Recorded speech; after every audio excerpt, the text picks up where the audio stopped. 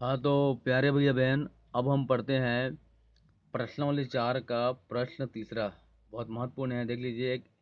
यह एक नदी है। ये नदी की चौड़ाई है RI। ठीक है। तो दिया है IV 36 मीटर। ये IV 36 मीटर है। VE 20 मीटर है। EB 15 मीटर है। और नदी की चौड़ाई RI हमको याद करनी है। बहुत महत्वपूर्ण प्रश्न है। आइए देखते हैं कैसा बनेगा सवाल। प्रश्न तीसरा, प्रश्न 4 का। ठीक है, अध्याय 11 ज्यामितीय आकृतियों में समरूपता। तो देखिए, हल। प्रश्न तीसरा, हल। सबसे पहले दिया गया है, आप पुस्तक निकाल लीजिए और पुस्तक में देखिए। दिया गया है आई वी बराबर 36 मीटर। और दिया है वी ई बराबर 15 मीटर। और दिया है ई बी बराबर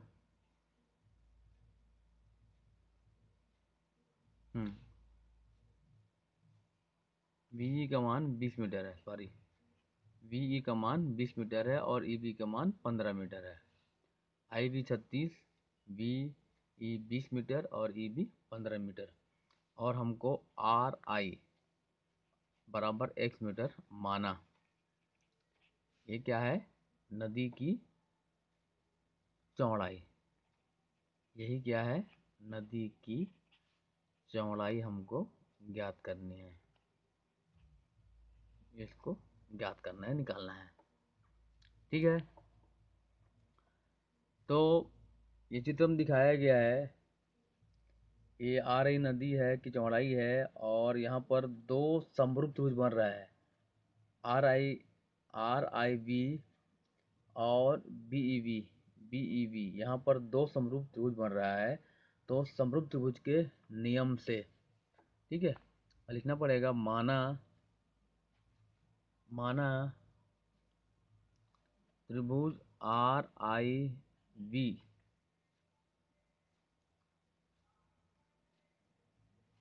और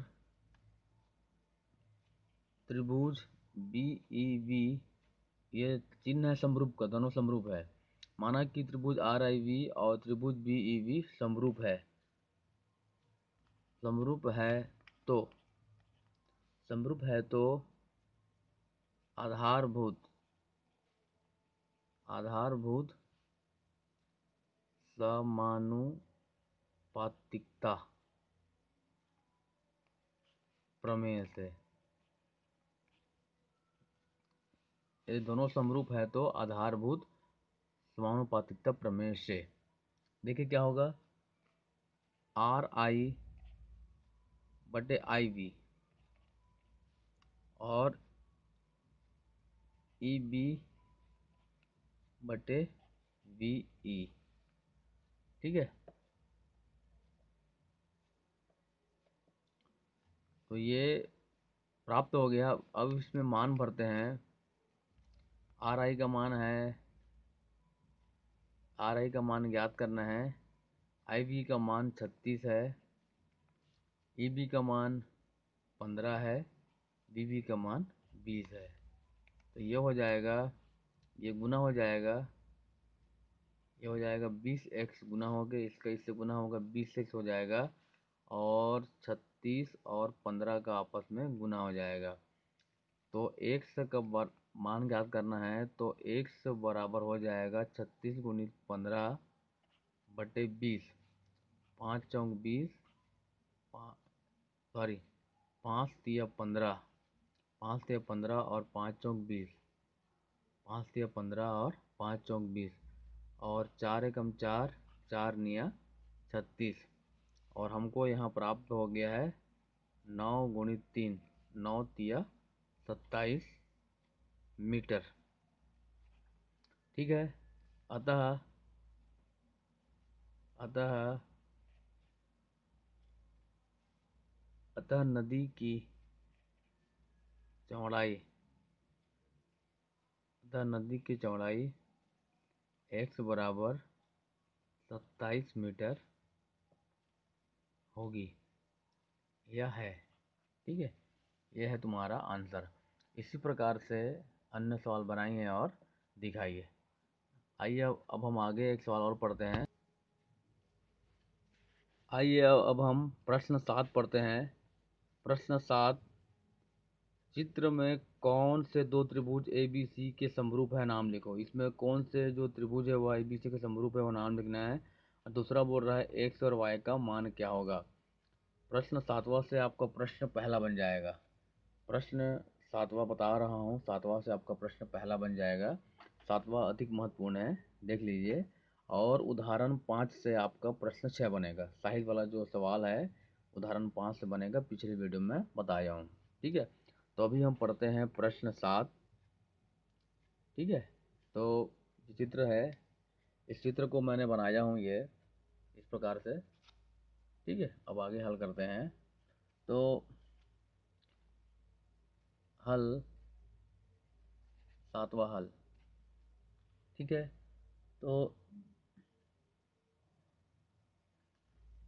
त्रिभुज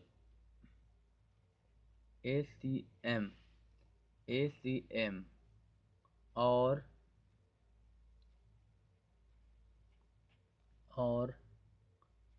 त्रिभुज BCM, ये B है, ये C है और M है। ये दोनों त्रिभुज ABC, ये टोटल त्रिभुज ABC के समरूप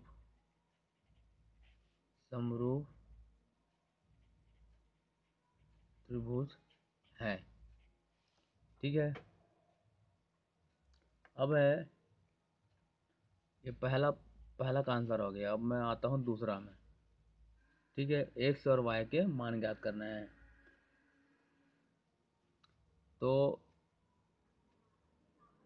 त्रिभुज ACM समरूप है त्रिभुज BCM। ये ACM और BCM, ये दोनों त्रिभुज आपस में समरूप है। तो हम आधारभूत, ठीक है, तो आधारभूत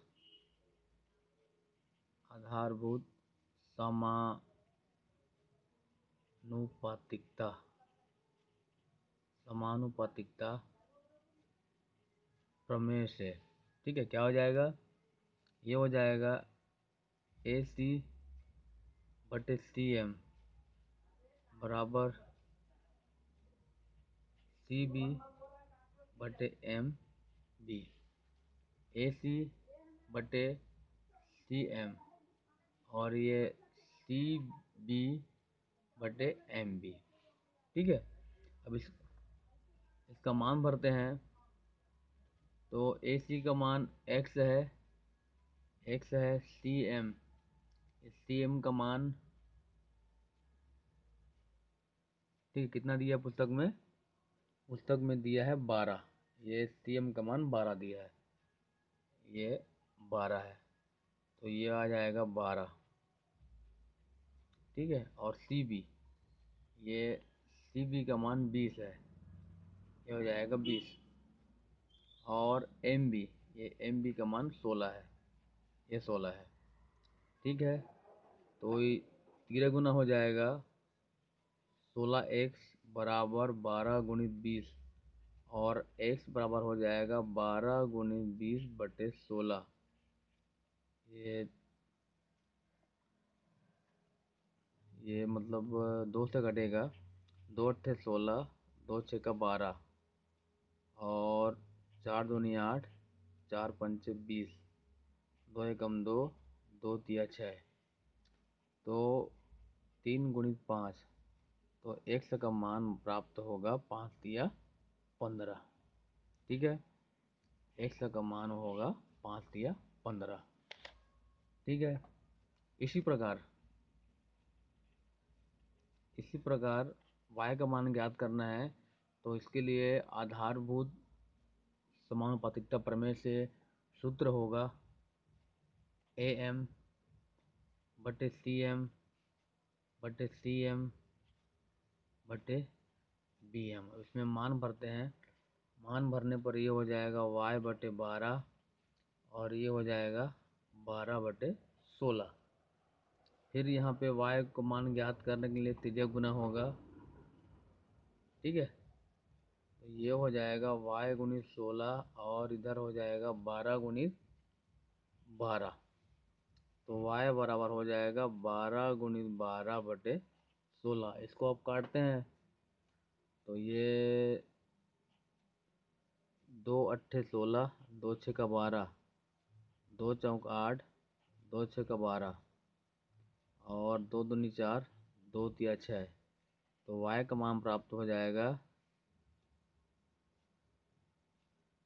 ये भी 2 से कटेगा, 2 कम 2, 2 तिया 6, 3 तिया 9, 3 गुणित 3।